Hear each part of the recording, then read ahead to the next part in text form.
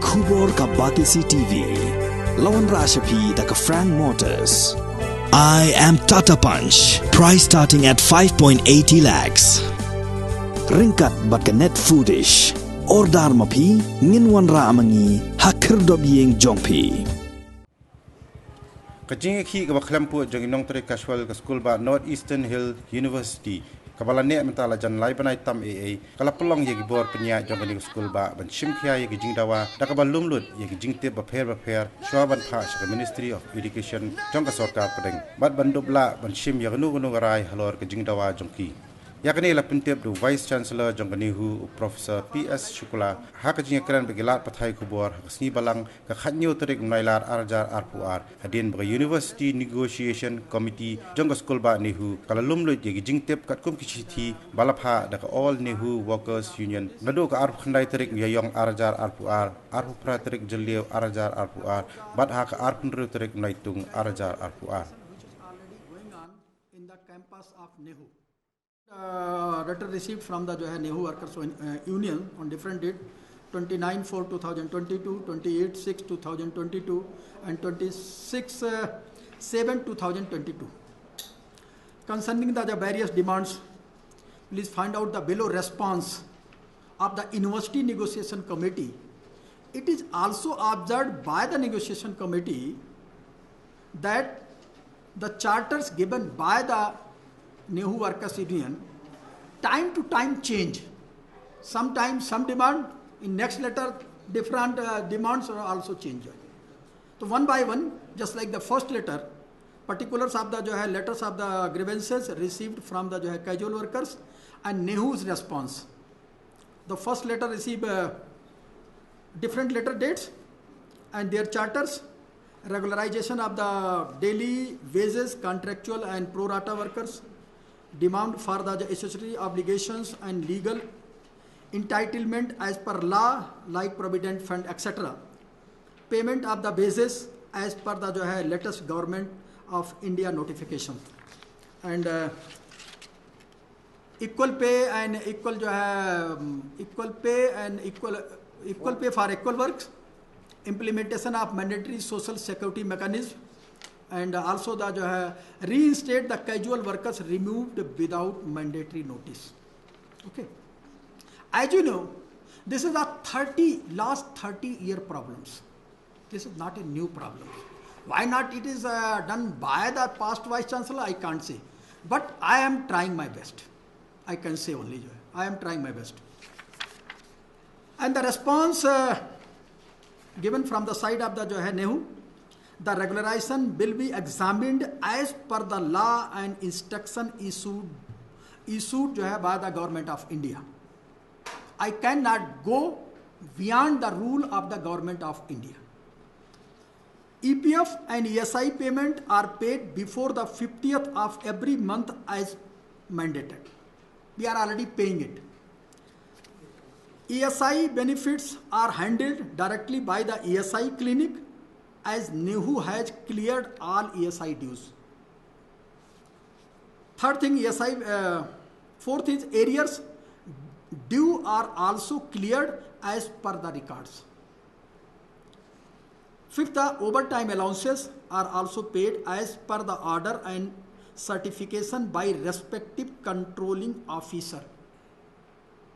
Sixth thing that the Nehu has already implemented central minimum basis salary for all casual workers in different categories since 2018.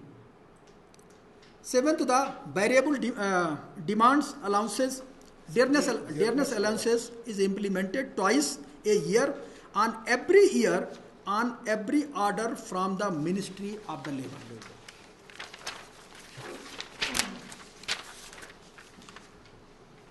Equal work and equal pay is only appointees for a specific sanctions post, not for casual and others. Wages are duly paid every month and when performance certificate are received from the respective controlling officers. All casual workers are required to be on duty for minimum 8 hours without fail and to be stationed in their place at work. But as I feel from last 1 year, they are also not joining their office in time. Delay in salary in the last month for employees is due to non-submission of the Aadhaar mandated by the EPF by some workers.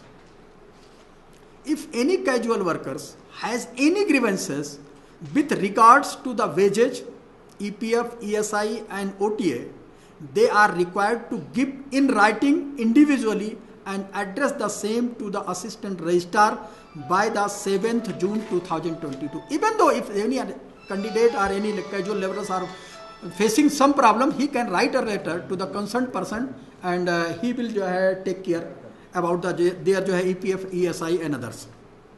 Other letter number point number 2, the majority of these workers are received under skilled categories even after working more than 10 years. Majority of the workers spend around the rupees 350 in daily travelling expense, and where majority received below the 500 in hand per day, and they are entitled no overtime, no gratuity, accident, etc. The majority of the casual workers have never been issued any identity cards, that their respective department never issued an appointment letter,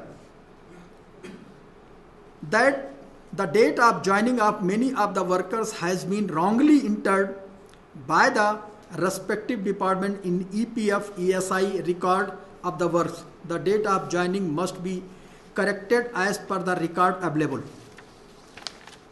The University Negotiation Committee discussed the matter deliberately and taken the decision. The details of the appointment of casual workers under the category of unskilled, semi-skilled, skilled and high-skilled will be worked out by the administration. Also, the notification from the Ministry of Labour will be considered. Merely the duration of 10 years may not be sufficient to change the category of the workers. But we cannot go beyond the rules of the government. On the basis of only the 10 years, we can't change their positions. Travelling expenses, overtime allowances, accident expenses, maternity leave, sick leave, etc. will be considered as per rules. The university is already paying the dearness allowance to the casual workers under variable dearness allowance VDA as per the notification issued by the government from time to time. Next is issuance of ID card to all the casual workers will be considered in the pattern of card issued to other workers, helpers coming from works in-house in the campus. With regard to correction of the joining date in the DPF and ESI record will be examined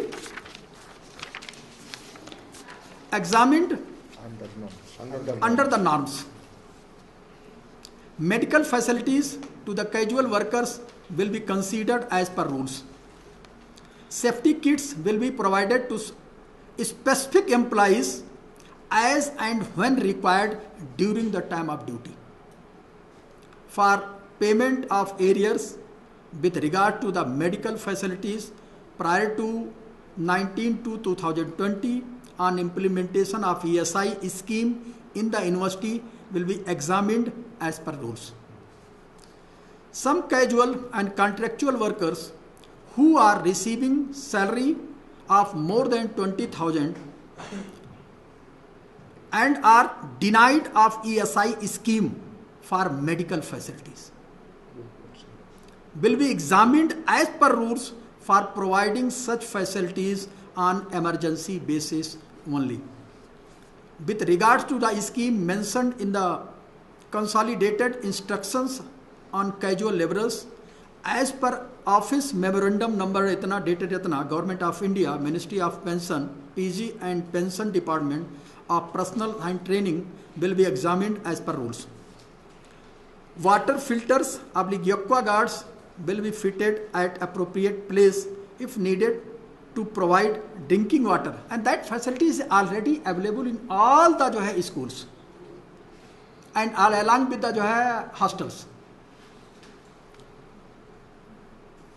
The salary for the month of June 22 has been cleared as per the performance certificate, and the balance with due consideration on the absentees is being cleared.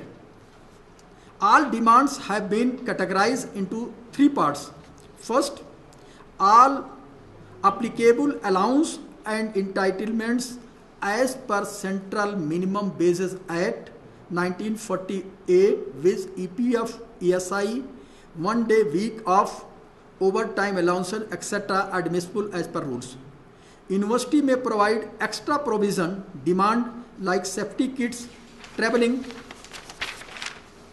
allowances and bus services, identity cards, that is already mentioned in the first letter. The data for regularization, equal work, equal pay and compulsory net appointment is being compiled and compared with the records available in the university with the ones submitted by the workers to the administration. Action in this regards will be taken by the appropriate authority of the university. In view of the above response, it is reiterated that as the university is already looking into your realistic demands, we earnestly request you to call off your agitation and go back to your respective workplace at the earliest, as the functioning of the various sections of the departments is already affected because of your agitation failing, which it is my duty to take appropriate actions as per the rules and norms. This is the submission from the side of the Vice Chancellor, and letter already supplied to all of you. Now wages, I am already giving the wages as per the rules. I already stated in the letter, that is already mentioned. Actually, during the period of the agitation, under extraordinary power, I already approved the 1 month salary, the month of the June. But as one time. But for the rest of the period, I am helpless to say something.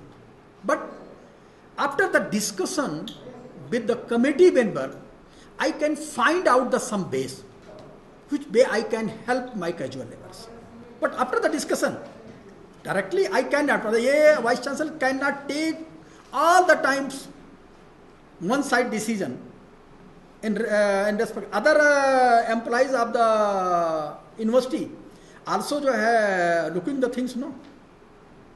This is as per rules. If government rule says, I am ready to do. The government are not going to say, I am helpless. In 30 years, why not the past Vice Chancellor did anything?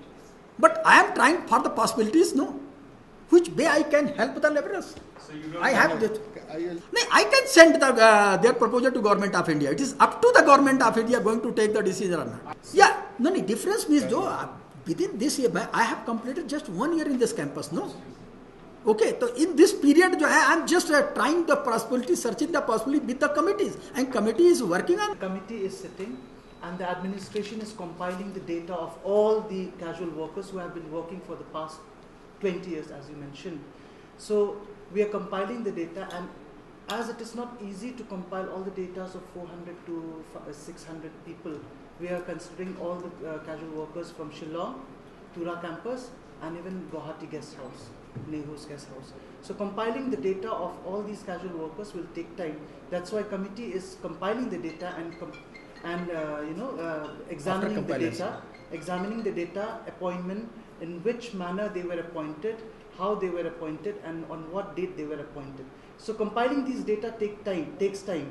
So after the compilation of data and with very good reasons, then only we can send the proposal to the ministry. It's not like we can just send a very vague proposal to the ministry.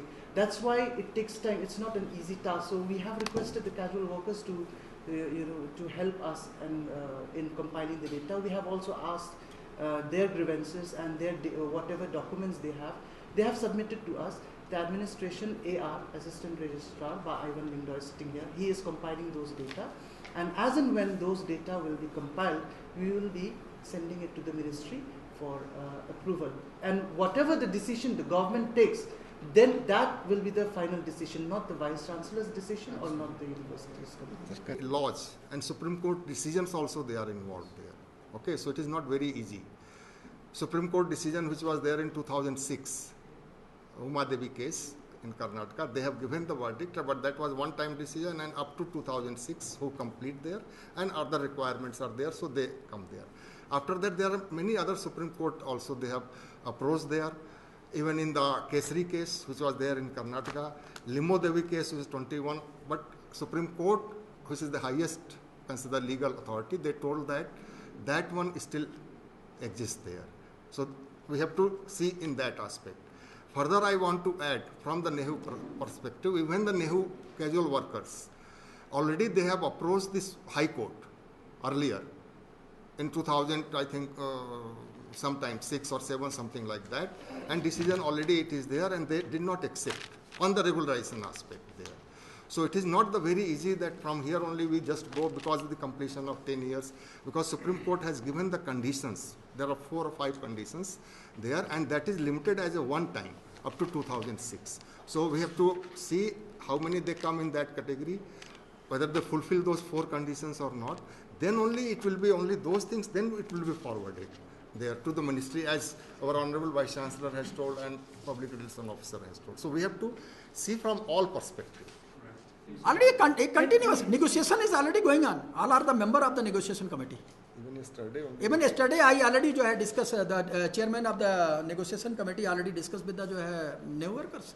Data has already been compiled. The data is already there. It's just that there are some grievances, some corrections have to be made, and along with the EPF. So that compilation is already done and is being examined by a legal cell, which will fall under which category on different Supreme Court orders from 1993 or 2006, and accordingly they are already examined. So that compilation is already done actually, has already been handed over to the legal cell, and based on that only, that compiled report, which will be entitled, will be compiled and sent to the ministry for action.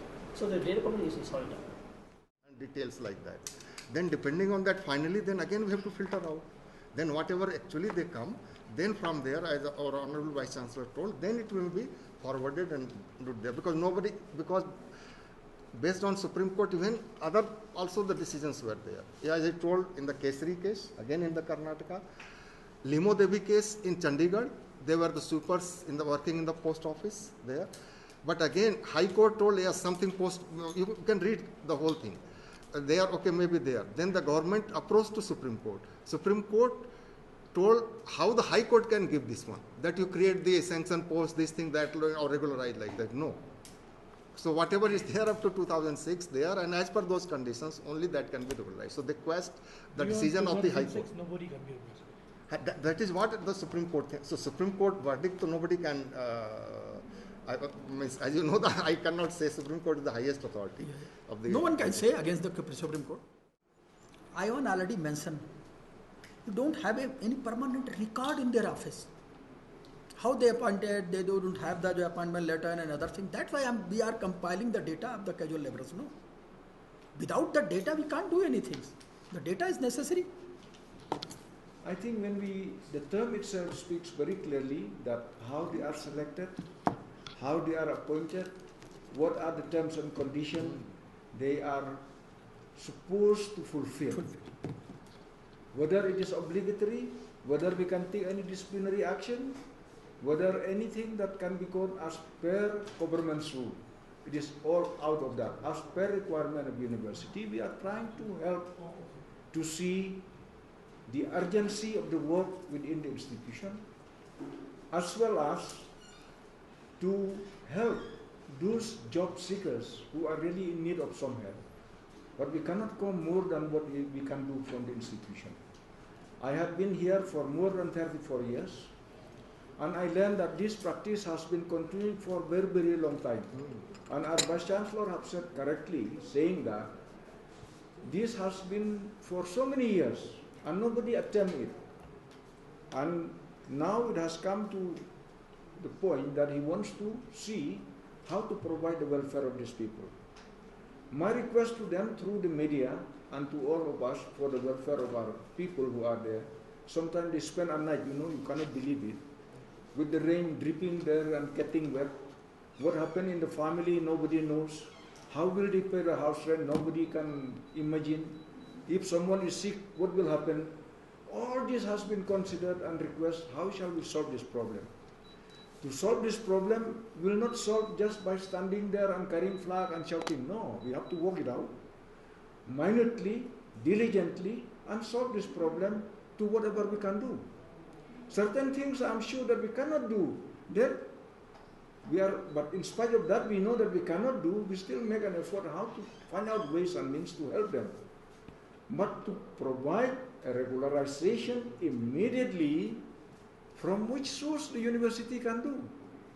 If the center, the UGC, the Ministry of Education do not provide for this purpose, I think it is Their wages, salaries and other things. it is not possible, sir. I say it is not possible. If we make a promise here, if we write here, we will do it just to pacify them, at the end we cannot do it, what will happen? It will be much more serious, more complication rather than solving the problem. But unfortunately, things has been out of control for so many days they are there. It really embarrassed the institution to see whoever passing there, whoever wants to meet the Vice Chancellor. And then all the time in the media they said, oh, the problem in Nehu is becoming a hotspot of all the issues. Instead of providing, learning, and enlightening the people, we are not doing that. Or so many are trying their best to uplift the university. But then this is a society in which we cannot avoid to see some unforeseen circumstances. So through the media, I would like to request to find out, to also besides your inquisitive question, how to help or what to solve. It is not just for the market purpose, but it is for the welfare of our people, how to handle this, and to enlighten the people and to make them understand what can be done and what cannot be done. I am very clear with this. What can be done, we'll do it. What cannot be done, then why should we make any false promise to our own colleagues who have been working with us for so many years?